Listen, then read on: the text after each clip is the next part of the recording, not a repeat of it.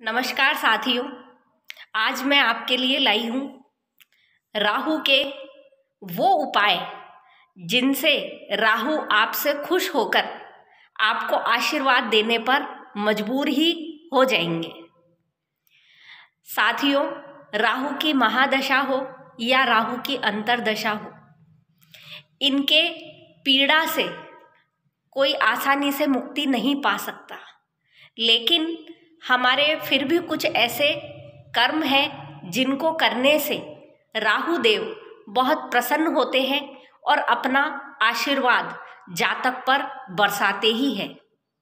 तो साथियों, सबसे पहला उपाय है कि आप दिन छिपने के बाद भोजन ना करें।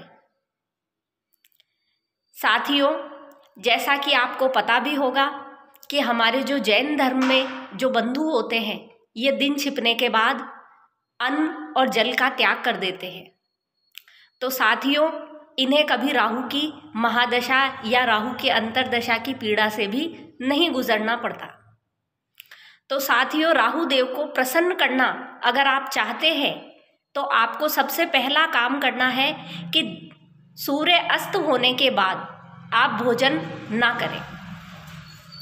साथियों, इसका दूसरा उपाय है कि आप जितना जल्दी हो सके 4:30 या फिर अधिकतम 5 बजे तक अपने बिस्तरों का त्याग कर दें और सुबह जल्दी उठ जाए।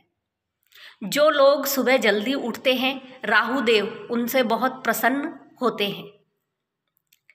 साथियों, इसके बाद जो अगला उपाय है वो है, यदि आपकी राहु की महादशा या फिर राहु की अंतर्दशा चल रही है तो आपको कम से कम बोलना चाहिए, क्योंकि राहु की महादशा या अंतर्दशा में व्यक्ति अनाप शनाप बोलने लगता है। उसको खुद को पता नहीं होता कि उसके मुंह से कौन से शब्द निकल रहे हैं। राहु देव का इतना कंट्रोल उस व्यक्ति के मस्तिष्क पर और उसकी ज़बान पर होता है कि उसे खुद पता नहीं चलता कि वो क्या बोलता है और क्या करता है। तो साथियों, इसका तीसरा जो उपाय है वो है कम से कम बोलना।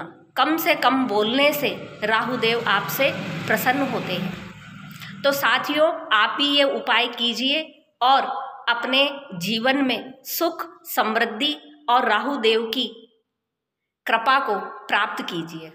धन्यवाद।